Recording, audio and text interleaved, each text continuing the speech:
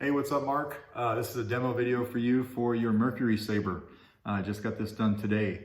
So also the first demo for you and with my new background, which is pretty sweet.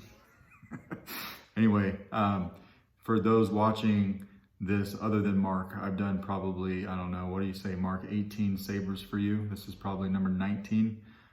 So very familiar with Mark and he's familiar with my work. But anyway, back to the Saber. I just got this in the mail yesterday. I purchased this when I found out that TJ Wells over at Ignition Sabers had 9 left over, and I was kicking myself in the ass for not picking up one before. So I went ahead and grabbed this one.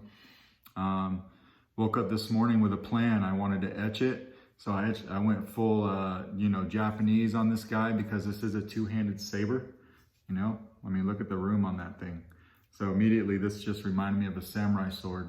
So went Japanese theme on it.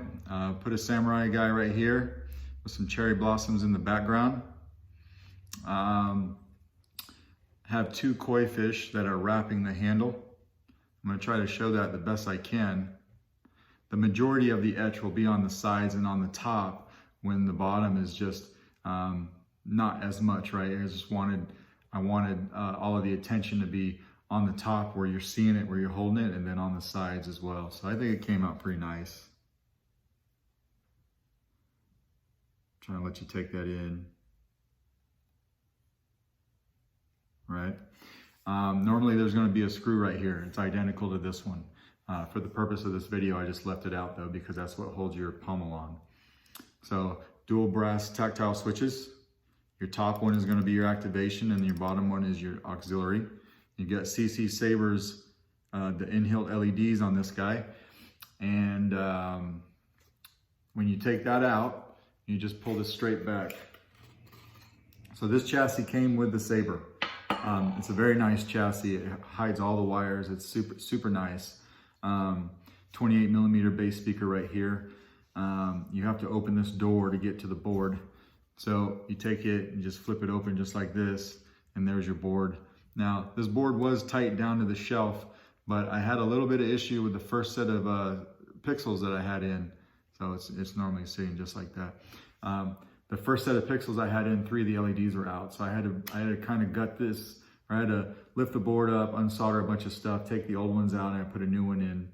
When I did that, I think I wore out the shelf just a hair because it was a really tight press fit before. I would normally put some tape on there on the sides and maybe try to press fit it in, but I know that as soon as you get this thing, you're just going to pop up the board anyway and load your own configs. So I'm just going to leave it in there. It's not hurting anything. The door's closed.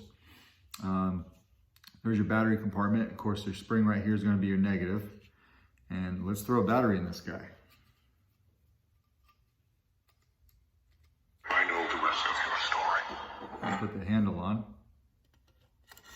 Now, right when you get to about right here, and that little nut right there, you're probably gonna have to take your finger and push that in just a hair, and then it'll slide right past it. So I do have gesture controls on here. So all your pixels are working. Sounds really good. And then twist off. Auxiliary will change your sound font.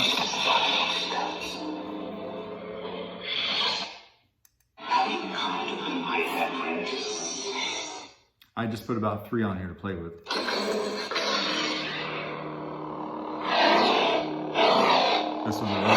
This one's a really nice one.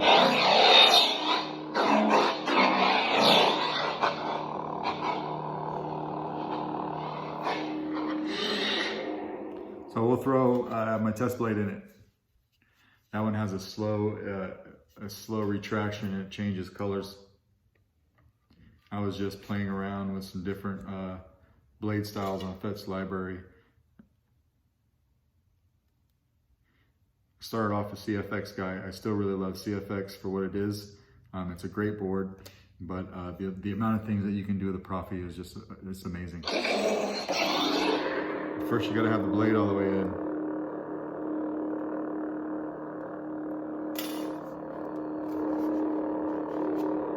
There we go. and tighten down your blade retention.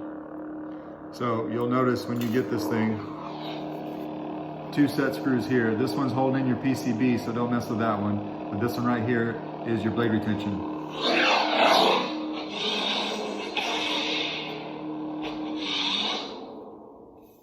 Now when that one turns off, it just kind of changes color until it goes off.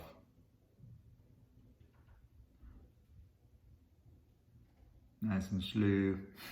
But you can see that you got some shine through here. You got shine through on the other side, very nice. Everything's working good. This thing sounds amazing. Originally, I didn't start out to powder coat it yellow. I was gonna actually do like a flat black, but because of my brass tactile switches, I didn't want them sticking out like a sore thumb. And then when I have transparent gold, I thought, man, because of those koi fish, I think that'll look really cool. So I just went to powder coat the pieces that I etched, and then give it kind of a contrast up against the just the bare color of the aluminum, right? So I hope that you like it. I'm pretty proud of this guy. I worked hard on it. This thing took me about 9 hours to do completely, and I will get this packed up for you. Thanks, buddy.